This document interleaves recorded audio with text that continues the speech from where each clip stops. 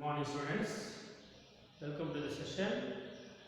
As you all know that we are discussing English subject, first language English subject for 9th standard, and today in this session we are going to discuss poem Ethics written by Linda Paston. Let's have a look on note on the author before going to discuss in detail about this poem, children. Open a textbook, children. I hope you have a textbook. Page number 162. So about the poet, let's have a glance on that about the poet.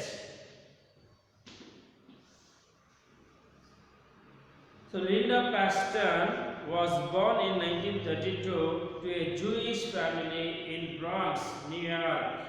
That is Linda Paston born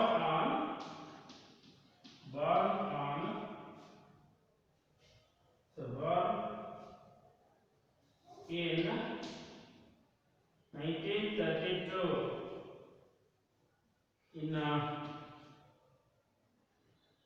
Bronx, B-R-O-N-S, Bronx, New York.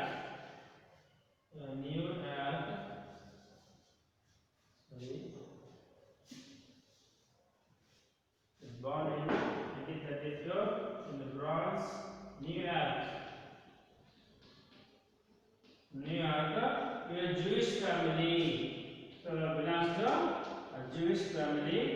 So after that, she graduated from Radcliffe College and received MA from Brandeis University. So she received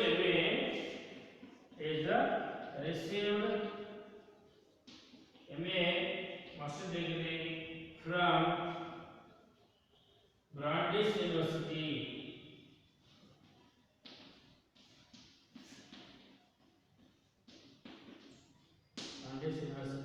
She has many awards and honors to her credit. Pushcart Prize, Dylan Thomas Award, Alice Faye D. Castelguna Award, the Bless Hawkins Prize, for a few to name. She has many honors and awards, as it is written, it is given. She served as the Poet Laureate of Maryland. Linda Paston now lives in Potomac, Maryland. So this is a brief note about the poet. So coming to the poem Ethics, the title itself is a moral one. What is the meaning of this ethic then? So moral values of human conduct. We call ethics means moral values of human conduct. So ethics meaning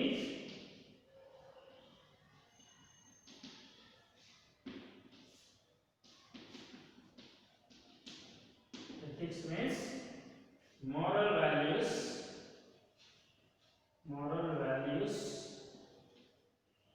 of human conduct. So here in this poem, the value that exhibited in a human conduct behavior, it is mentioned. So before going to discuss in detail about the poem, let's have a glance on a warm-up activity. After that we will go into the summary of the poem. So warm-up activity, what is given? In the days of remote past, curd sellers used to carry curds in small pots. On one such occasion, while a curd seller was carrying a pot filled basket on her head, an eagle was flying over her head with its prey, a cobra. I hope you understood this one. So, an eagle was flying over her head with its prey, a cobra. The angry and frightened cobra, in its attempt to free itself from the clutches of the eagle, was striking at the eagle with its hood. In this process, the snake's venom fell into the curds. That is, the poison of the snake fell into the curds where the curd seller is carrying the curd in a pot. Okay.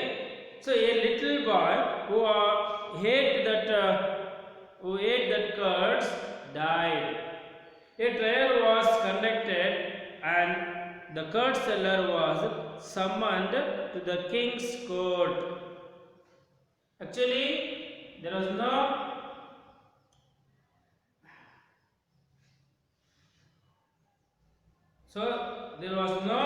what you call any guilt upon this court seller, but according to the king's court,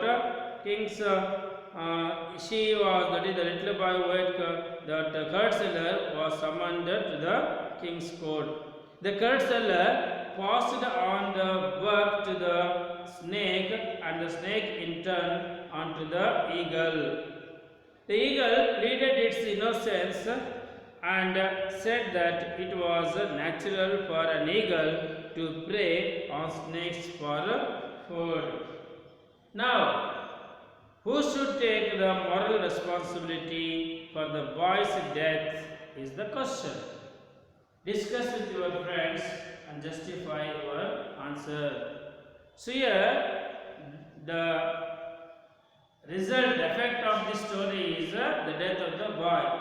So who is responsible for the death of the boy? Whether it is responsible by the snake, or it is by the responsible of eagle, or it is responsible by the curd seller. And we know that it is a natural thing that eagle prey is a snake, and whereas snake, which is in trouble, wanted to free itself, and that venom fell into that of the curd seller. And curd seller didn't notice this one, and he sold it, and the boy who ate this curd died. So it's a natural phenomenon, but the responsibility here directly comes to the curd seller. That is, why he is carrying the curd in a pot. Here the curd seller has to take care that it should be safe. It should be covered with a plate or some cloth, such that the other things is not going to mixing in it. So this is about the story. So after learning this, we come to know that conduct, that is a character, behavior, should be moral one, should have some values. So the poem talks of a question posed by the ethics teacher and the dilemma of children as they are not yet fully mature. So in this poem, there is a question that posed by the ethics teacher to that of the children, where children are not mature up to take a decision, tell the answer. So let's have a glance on this summary of this poem, ethics. Okay, children, listen carefully. The poem begins with the memory of an ethics class when Paston was the child. The teacher posed a question that in case of a fire in the museum, which one would the children save, an old woman or a Rembrandt painting? The children who were immature could not understand the depth of the question, used to move restlessly on their chairs, choosing the old woman once and the painting next time. Sometimes the poet used to imagine that the old woman was her grandmother who wandered about in the museum. Once a student answered that the woman herself should decide whether she wanted to be saved or not. To this, the teacher replied that it was striking of a responsibility. So many years later, the poet, now an almost old woman herself, stands before the real painting in the museum and recollects the question posed by her or posed to her years ago by her teacher.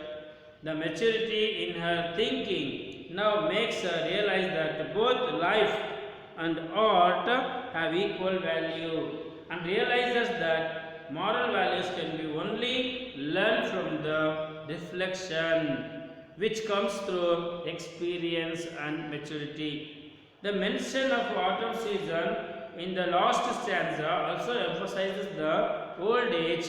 The poet ends the poem saying that children do not have the maturity to understand the value of art or old age.